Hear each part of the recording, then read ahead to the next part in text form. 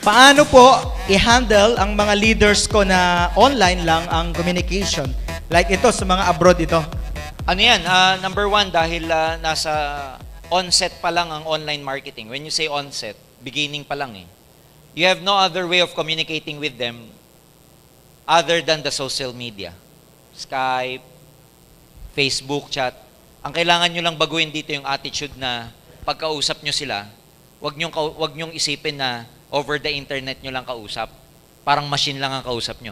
Isipin nyo lagi na ang kausap nyo at the other end of the line is a human being. So may emotion pa rin. Oo, may emotion ka pa. In fact, ginagawa nating marketing dito, ang emotion eh.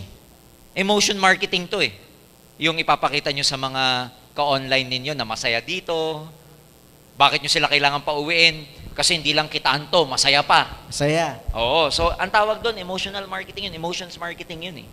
So, ang kailangan nyong i-consider, sasamahan nyo ng emotion. Number 2, it's a human being at the other end of the line.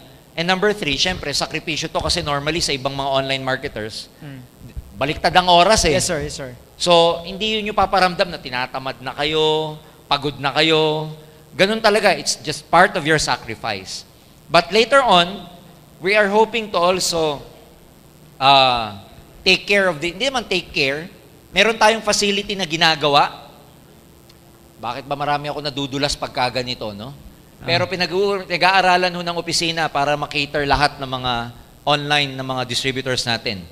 The company is thinking, especially Doc Ed, of putting a call center department to take care of all these people. Wow! Woo!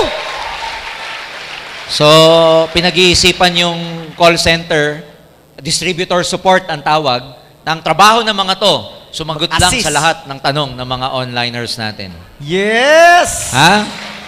So, pinag-aaralan yan. Especially, kasi magkakaroon tayo ng building, so maraming space, na ang trabaho ng mga staff na yon is to just call all incoming calls. Parang call center ang So, dating. yayaman na talaga itong mga to. Oo, given na yon, friends. Grabe. Sabi ko nga sa inyo, ang pagyaman nyo dito, given, nasa inyo na lang. Kung hindi pa kayo yaman, ang problema nasa inyo na. Kasi ginawa na nga ng company, tayo lang ang kauna-una ang networking na gagawa nun. Huwag lang tayong unahan at gayahin ng iba. Pero ginagawa na ngayon, pinag-iisipang mabuti nila Doc Ed. Sa lahat yan, ha? Sa lahat ng branches natin all over the world. And not only that, lahat ng mga distributors na kahit wala pang BCO, like Italy, Netherlands, they can call the Philippines, may sasagot sa kanila. Call center ang dating. Gusto nyo ba yon? Yes! Kaya nasagot natin to, kung paano nyo i-handle. Pangalawa, yung mga leaders kung paano nyo i-handle sila, of course, iba pa rin kasi ang development ng personal. Personal. Tandaan nyo to, you can only do so much sa online. Ibig sabihin, huwag nyo i-pressure yung sarili nyo na makaka-develop kayo ng quality leaders kasi iba ang development sa online at saka offline. Don't be too hard on yourself when it comes to that kasi pag ang tao, tandaan nyo to, applicable to sa online or offline, pag ang tao, leader talaga, mag-i-step up kahit walang tumutulong sa kanya. Kahit walang nakikipag-communicate sa kanya. Kahit na hindi siya dinidevelop, pag leader talaga yung leader ninyo, gagalaw mag-isa yan.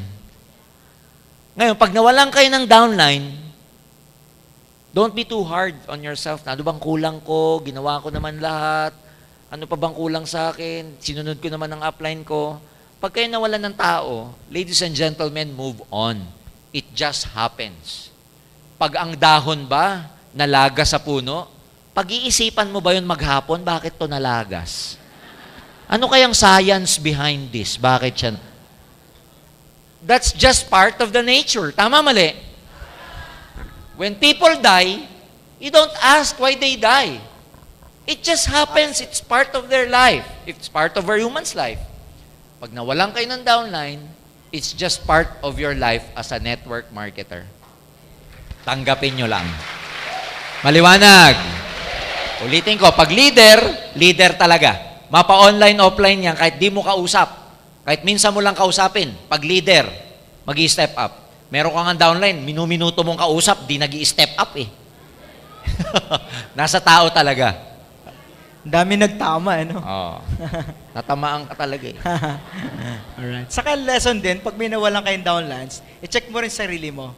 Ano dapat kong i-adjust para, kasi may matututunan ka doon May kung may matututunan ka nawala rin. Ano dapat kong i-adjust, bakit siya ganito, baka may kailangan. Wag laging magche-check sa labas. Puro inner ang check. Ang checking yung parang, okay, anong adjustment kong gagawin para hindi maulit yun. Tama. So, ako dito, i-own mo lagi pag may something na situation na hindi maganda, i-own mo lagi para may matutunan ka. Correct. Hindi, kasalanan siya, tamad siya, bobo siya. Lagi nasa kanya yung blame. Tanggalin niyo yung sisi. Gusto niyo yumaman? Tanggalin niyo yung pagsisisi sa labas. Tanggalin niyo. Kasi hindi kayo matututo pag laging naninisi kayo. Hanggang sinisi pa ang Diyos. May ganun tao eh. Sinisi na lahat eh. Pati Diyos. Ang last na sinisi siya. Hayaan mo siya.